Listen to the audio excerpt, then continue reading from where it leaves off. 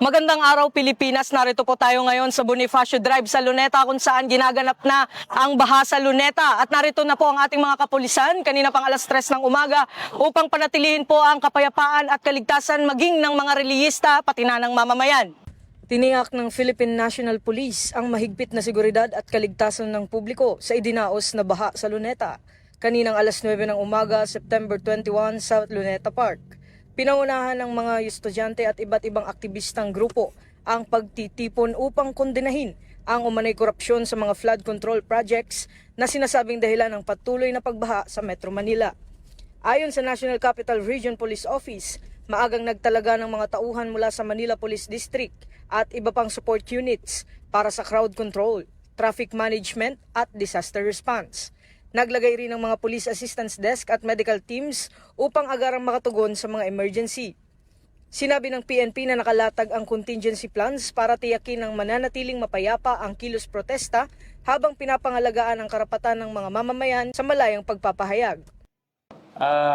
Based on our observation dito sa area, normal naman, no? Normal and quiet, hindi na masyadong magulo. Yung ating mga realista ay sumusunod o sumasang-ayon naman sa ating mga panukala. At more or less yung ating crowd estimate dito ay nasa 3,300 as of 10 a.m.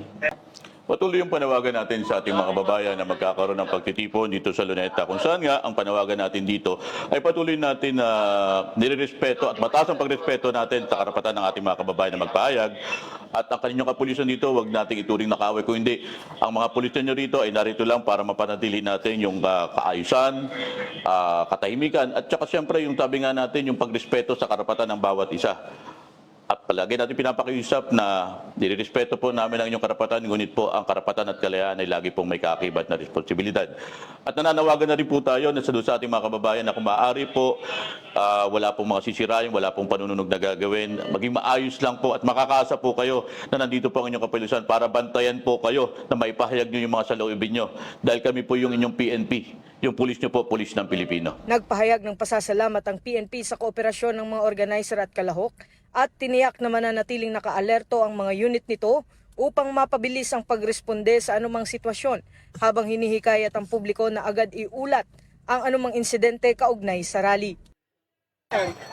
Mula dito sa kahabaan ng Rojas Boulevard, ako ang inyong Police News Network correspondent, Patrolman Don Brosa sa Lagad ng Batas, tagataguyod ng Balitang Pulis.